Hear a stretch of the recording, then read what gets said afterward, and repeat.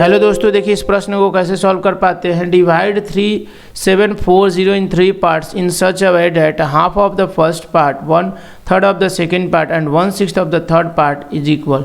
मतलब कुछ इस तरीके से इसको डिवाइड करना है कि यहाँ पर जो गिवन दिए हुए वो इक्वल हो। मतलब कुछ इस तरीके से यहाँ पर देख सकते हैं, समझ सकते हैं। 3740 ये वैल्यू है, इसको डिवाइड करना है कुछ इस तरीके से। देखिएगा कि जो पहला वाला जो वैल्यू होगा, मतलब इस 3 वैल्यू है, 3 वैल्यू अगर हम मान ले यहाँ पे तोड़ ले तो एक ए हो गया, एक बी हो गया और एक सी हो गया। कुछ इस तरीके से 3 पार्ट में हमने तोड़ लिया। लेकिन तोड़ने के बाद अकॉर्डिंग टू क्वेश्चन जाना है हमें कि 3 पार्ट्स में that half of the first part, ठीक है, 3 पार्ट्स में क्या कह रहा है, such that the half of the first part, 1/3 of the second part and 1/6 of the third part are equal. Half of the first part मतलब ये हो गया कि फर्स्ट पार्ट का आधा, ठीक है। उसके बाद कहता है कि 1/3 ऑफ द सेकेंड पार्ट का 1/3, ठीक है। और थर्ड पार्ट का कितना कर रहा है, थर्ड पार्ट का 1/6 यानी 1/6 जो है, ये तीनों आपस में बराबर होगा। पार्ट तो हमने बांट लिया ना ए बी सी, शुरुआत में ही हमने पार्ट बांटा ए बी सी और तीनों को कुछ इस तरीके से तोड़ देते हैं। तोड़े क्यों, क्योंकि अकॉर्डिंग टू क्वेश्चन कर रहा है कि पहले वाले पार्ट का 1/2, दूसरे वाले का 1/3 और तीसरे वाले का 1/6, ये तीनों आपस में बराबर होंगे।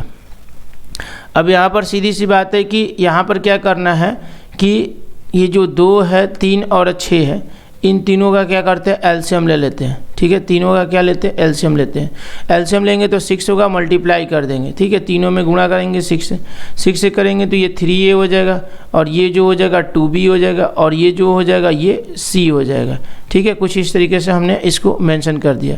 अब यहाँ पर आपके पास 2 रेशियो मिल सकता है। 3a = आप 2b लिख सकते हैं और 2b = c लिख सकते हैं, ठीक है। कुछ इस तरीके से आप इसको मेंशन कर सकते हैं, ठीक है। तो यहाँ पर अगर हम देखें तो a/b =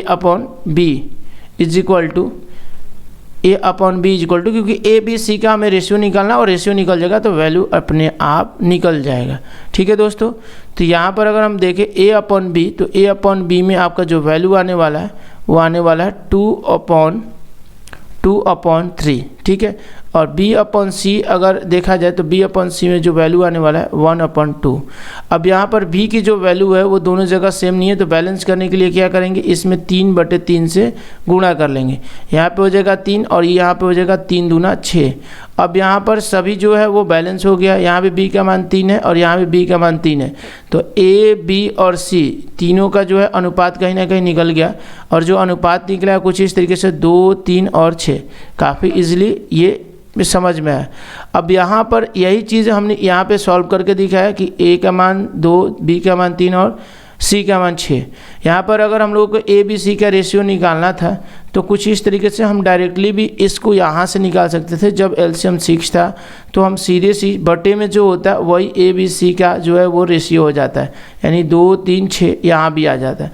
तो हम लोग इतना लंबा प्रोसेस करने का कोई ज़रूरत नहीं था, पर यहाँ पर बेसिक मेथड भी जानना जरूरी था कि बेसिक से कैसे हम चलेंगे और डायरेक्ट हम कैसे चलेंगे। तो कभी भी इस तरीके से फ्रैक्शनल वैल्यू हो तो डायरेक्ट हम रेशियो इस तरीके से लिख सकते हैं, 2, 3, 6। अब सीधी सी बात है कि 2, 3, 6 का ये अनुपात में टूटा हुआ है। अब इसको हम लोग ऐड करेंगे तो ये 37 और 40 के बराबर होगा। सबका अपना अपना हिस्सा बनाना है, तो 2, 3, 5, 5, 6, 11, तो 37 और 40 को भाग लगाएंगे 11 से, तो 11 3 33 हो जाएगा, 11 4 44, यानी कि 1 यूनिट का मान होगा 340। तो 2 यूनिट का मान निकालना है, 2, 3 और 6, 2 यूनिट का मान होगा तो कितना हो जाएगा, 3 दूना 6, 680।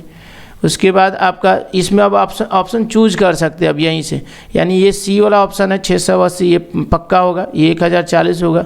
3 अगर 3 से गुना करेंगे तो 1020 हो जाएगा और ये 6 से गुना करेंगे तो 2040 हो जाएगा।